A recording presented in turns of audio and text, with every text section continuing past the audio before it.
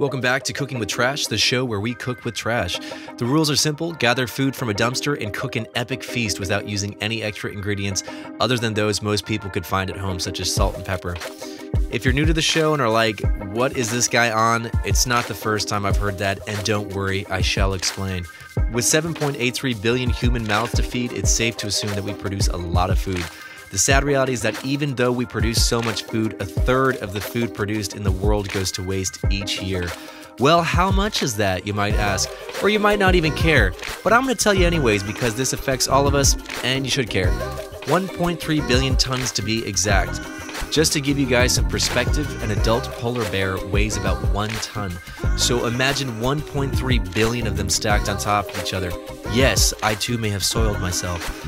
Although developing countries in areas such as Southeast Asia and Africa waste about the same quantities of food as industrialized countries like the US and most of Europe, most of the food that developing countries produce is lost during the production stage. In industrialized countries, more than 40% of losses happen at retail and consumer level, meaning the grocery stores, restaurants, and us at home. So this leads us to where we are at now, watching me sift through trash. In the US alone, 40% of all food produced each year goes to waste, with grocery stores, supermarkets, restaurants, and local businesses being huge contributors to that number. Our goal here is to not only expose the laws, systems, and pure negligence that seems to promote the shocking amount of food waste, but also to educate all of you awesome viewers and give you the ability to get involved yourselves and make a difference.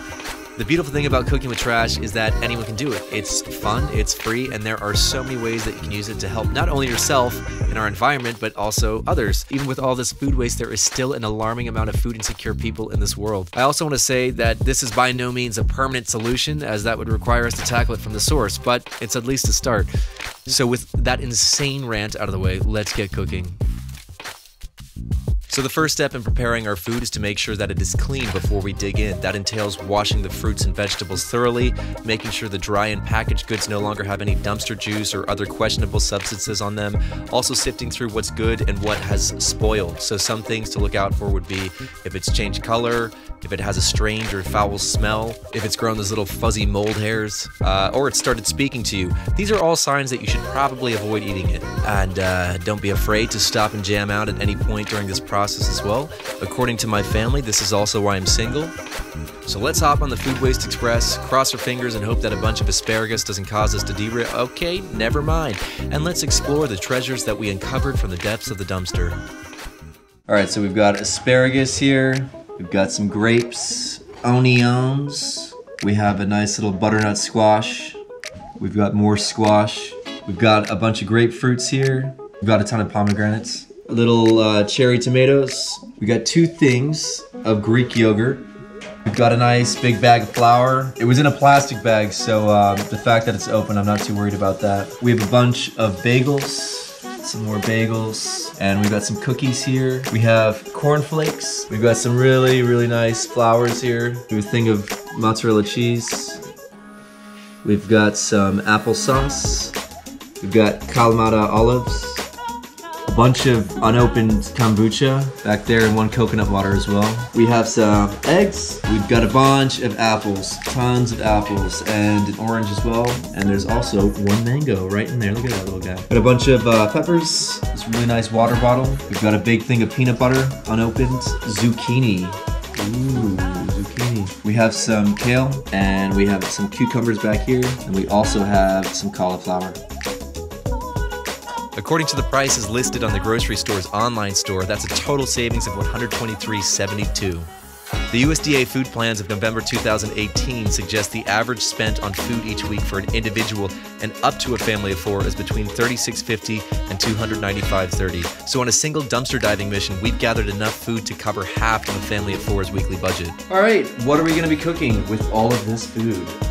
Okay, well, I'm very intrigued by the flour. We have Greek yogurt there. You mix a little salt, a little bit of olive oil, and that Greek yogurt with the flour. I can make a nice pastry crust. So I'm thinking we have a lot of savory vegetables. There's onions, summer squash, there's cauliflower, zucchini.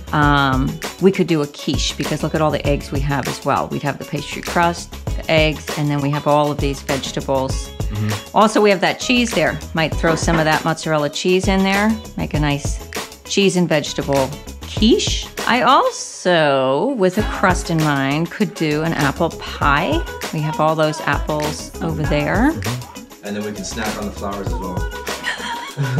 They're probably poisonous though, so no. We'll probably end up in the hospital for 2 weeks.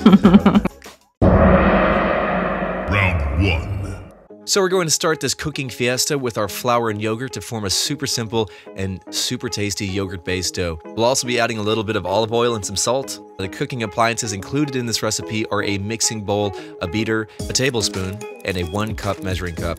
So we're going to fill the cup with the flour and drop that into the bowl. We'll then fill our tablespoon with salt and add it to the mix. Mix it a bit, and then we'll grab our Greek yogurt and plop enough in to fill our measuring cup. Add that to the flour, and then we'll add a cup of olive oil and mix. Once it's become, dough, we'll add some flour to the countertop to prevent our dough from sticking. And then pulverize the dough until we feel better about ourselves. Slap the dough, grab some plastic wrap, and wrap it up. We'll let the dough chill in the fridge for a bit, as it will make it easier to work with, apparently. For those with a disturbing amount of pent-up anger, you can try introducing a rolling pin to the process. However, if that doesn't work, I'd recommend a therapist. Once we've thinned our dough out, we can start making the crust for our apple pie. An easy way to transfer the dough over to your baking dish without totally ruining the family dinner is by folding it into quarters. Place the tip of the dough into the center of the baking dish and then unfold. Next, we use a piece of the dough to press the crust against the baking dish. This ensures the dough is nice and snug without having to worry about it sticking to your fingers or coming apart. We'll then trim the excess dough and stab it with a fork. We'll then grab the leftover dough and repeat the whole process, as we'll be making crust for both of our meals. So if you couldn't guess already, we're making an apple pie. For this next step, we'll be using our dumpster apples, the raw cane sugar we gathered from our previous dive, a mixing bowl, a chopping board, and a knife. Why there's a grapefruit in there is beyond me. We'll start by cutting our apples in half, remove the core, and then dice them into thin slices. Dump the cane sugar on the apples and mix until evenly coated. We'll then pour the apples onto the crust, and then we'll take an extra bit of dough that we saved to seal the deal. We'll set the oven for 350 degrees and leave our pie to bake for about 45 minutes. So we kind of improvised last minute and decided to make a pomegranate and orange peel syrup to go with the apple pie. What we'll be using includes the pomegranates, an orange, sugar, a pot, a bowl filled with water, a chopping board, and a knife. So we'll start by removing the peel of the orange and drop it in the pot, and then we'll add a stupid amount of sugar, which translates to about 1.5 cups. We'll add 2 cups of water to the pot and set that aside while we get amongst the pommies. So there really is no way to remove the pomegranate seeds without shouting every curse word known to man, but the simplest technique involves removing the top and the bottom sections of the outer skin and using the knife to slice along the pomegranate's ridges. This allows you to break the pomegranate into sections, which then makes you less likely to punch a hole in your wall while trying to remove the seeds. Also, a little trick to prevent the juice from staining your entire kitchen red is to de-seed it in water. The water also helps separate the seeds from the white stuff. They really are a great fruit. Skim the white bits off the top and drain the water. So part 2 of our syrup recipe requires a strainer, something to press the juice out of the pomegranate, so you can use a spatula, a spoon, or if you're feeling primitive, you could even use your feet. However, there's no guarantee that you won't be judged harshly. We'll also need a blender and, of course, the pomegranate seeds. So to begin, we're going to pour the seeds into the blender, slap that lid on, and blend, making sure to use the pulse setting, as too much blending will break the seeds and give the juice a very bitter taste. We'll sit the strainer over the bowl and pour the juice in. Next, we'll take the spatula and squeeze the juice into the bowl, and if you're using your feet, feel free to stomp the yard.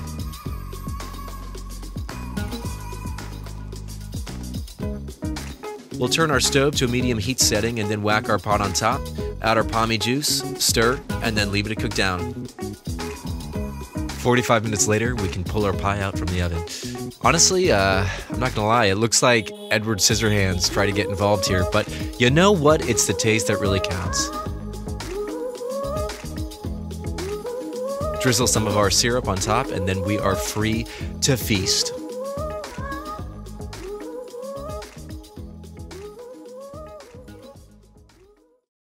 Round 2. So next up, we'll be making a vegetable quiche with mozzarella cheese. We'll be using zucchini, a squash, an onion, peppers, tomatoes, kale, eggs, yogurt, Kalamata olives, mozzarella cheese, and we'll add a bit of olive oil, salt, and pepper. We'll also need a chopping board, a knife, and a frying pan. So we'll start off by wishing we had the skills to chop an onion like this, and then move on to our zucchini and slice that into thin chunks. We'll place that in a bowl, and then move on to our squash, basically do the exact same thing. Peppers, same thing. Tomatoes, same thing. Kale, same thing. Olives, you'll want to do the exact same thing. Mozzarella cheese, same thing. Cat, same thing. No, I'm just kidding, the cat survived. We'll throw that all together, turn up the heat, get some oil going in the pan, and when the oil's hot, we'll get our veggies involved. We'll add a bit of salt, some pepper, flip and let it cook, and then we can head over to the eggs.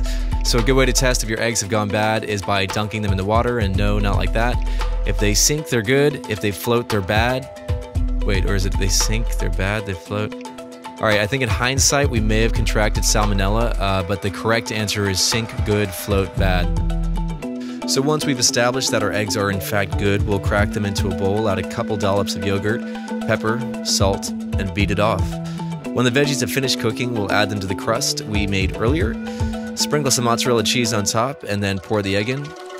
We'll then set the oven to 350 degrees for about 45 minutes, whack it in the oven, and 45 minutes later, we have a beautifully golden quiche. I'm not sure what accent that was.